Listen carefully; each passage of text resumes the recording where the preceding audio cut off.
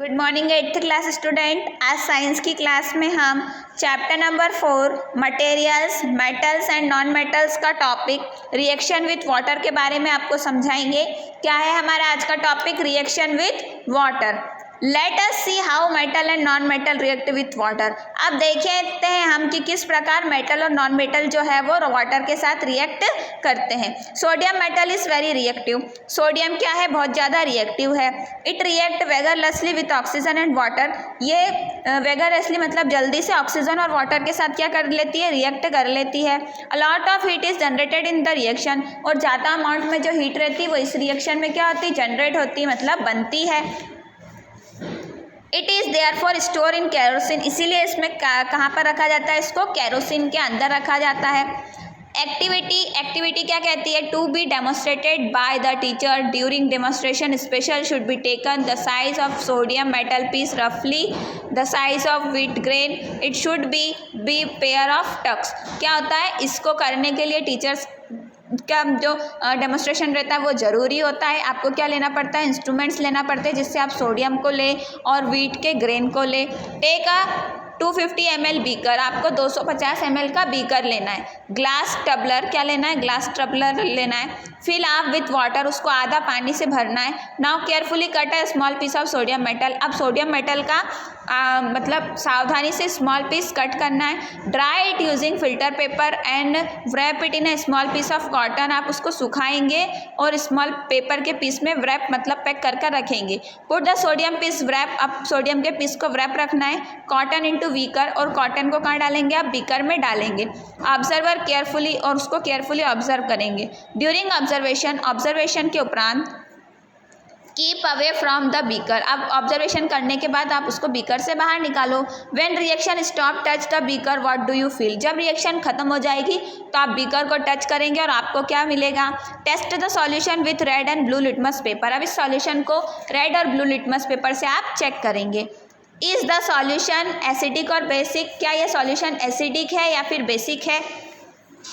You observe that. आपको ये पता चलेगा sodium react vigorously with water. Sodium ने क्या किया? वेगरलेसली मतलब जल्दी से वाटर के साथ रिएक्शन किया। Some other metal do not do so fast. ऐसे कुछ मेटल इतनी जल्दी ये रिएक्शन नहीं करते। फॉर एग्जाम्पल पर iron react with water very slowly. Iron जो है वाटर के साथ रिएक्ट करता है, बहुत ही धीरे धीरे रिएक्ट करता है। Generally non metal do not react with water. और नॉन मेटल्स तो वाटर के साथ रिएक्ट ही नहीं करते। They may be very reactive in air. ये कहाँ पर रिएक्टिव रहते हैं? एयर में ही रिएक्टिव रहते हैं। Such non metal are store in water. ऐसे नॉन मेटल को कहाँ रखा जाता है? वाटर के अंदर रखा जाता है। फॉर एग्जाम्पल पर phosphorus is very reactive non metal. Phosphorus क्या है? सबसे ज़्यादा रिएक्टिव नॉन मेटल है। It catches fire expose to air. यह करती है, अगर इसे हम खुला हवा में रख दे तो ये क्या लगा देगी? फायर मतलब आग लगा देगी। To prevent the contact of phosphorus with atmospheric oxygen. Phosphorus को एटमॉस्फेरिक ऑक्सीजन से प्रिवेंट करने के लिए it is store in water, उसको पानी में रखा जाता है। अब आता है रिएक्शन विथ एसिड्स। अब एसिड के साथ कैसी रिएक्शन हुई इसकी? Let us see how metal and non metal behave with acid. अब देखते हैं किस प्रकार मेटल और नॉन मेटल जो रहते हैं वो एसिड के साथ बिहेव करते हैं। एक्टिविटी 4.6 क्या कहती है? वार्निंग। सबसे पहले आपको वार्निंग दी है, keep the mouth of test tube away from your face. Test tube का माउथ हमेशा आपके मुंह से दूर रखना है आपको। Use test tube holder to hold the test tube. Test tube को पकड़ने के लिए किसका यूज़ करना है? टेस्ट ट्यूब होल्डर का। Take sample of metal and non metal listed in table 4.5 separated test tubes and label them ABCDEF तक। आप क्या करना है? आपको सैंपल लेना है मेटल और नॉन मेटल का, जो आपको फिगर जो टेबल है 4.5 इसमें बताई है, और उसको सबको अलग अलग टेस्ट ट्यूब में रखना है और टेस्ट ट्यूब को नाम देना है, ए से लेके तो F तक के। With the help of dropper की हेल्प से add 5 ml of dilute hydrochloric acid. उसके अंदर आपको 5 ml डाइल्यूट हाइड्रोक्लोरिक एसिड डालना है। टू ईच टेस्ट ट्यूब, सभी टेस्ट ट्यूब में एक के बाद एक, 1 by 1। Observe the reaction carefully. इस रिएक्शन को केयरफुली ऑब्जर्व करेंगे, आप ऑब्जर्व करेंगे। इफ नो रिएक्शन अकर, अगर कोई भी रिएक्शन नहीं होगी, द कोल्ड सॉल्यूशन में कोई भी रिएक्शन नहीं होगी। Warm the test tube gently. अब इस टेस्ट ट्यूब को आपको क्या करना है? वार्म करना है। Bring the burning match stick near the mouth of each tube. आप बर्निंग जलती हुई माचिस की काड़ी सारी टेस्ट ट्यूब के पास आपको लेकर जाना है। Repeat the same activity using dilute sulphuric acid instead of dilute hydrochloric acid. इस एक्टिविटी को आप रिपीट करेंगे सल्फ्यूरिक एसिड को लेकर और हाइड्रोक्लोरिक एसिड को लेकर। रिकॉर्ड योर ऑब्जर्वेशन, आपके ऑब्जर्वेशन रिकॉर्ड करके ये टेबल आपको फिलअप करनी है। Is there difference in the way metal and non metal react with acid. क्या इसमें कोई आपको डिफरेंस पता चला कि किस प्रकार मेटल और नॉन मेटल जो है वो एसिड के साथ रिएक्ट करती है। What could the pop sound in the some cases be due to the burning of matchstick brought near a mouth of test tube. कौन सा पॉप साउंड ऐसा निकला जो आप मैचस्टिक को माचिस की काड़ी को जब टेस्ट ट्यूब के पास लेकर आए। You must found that non metal generally do not react with acid but metal react with acid to produce hydrogen gas and burn a pop sound.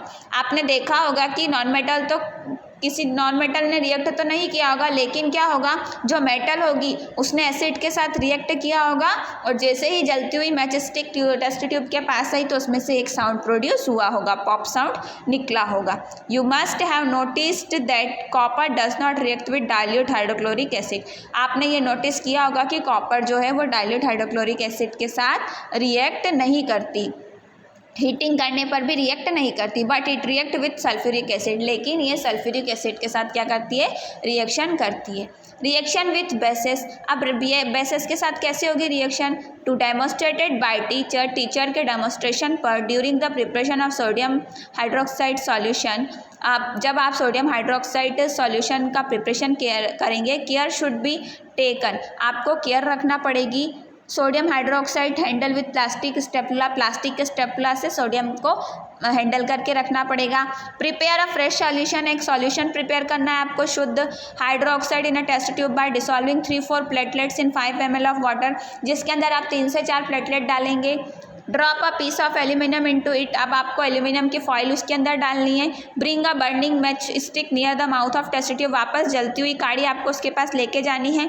Observe carefully, और ध्यान से उसको ऑब्जर्व करना है।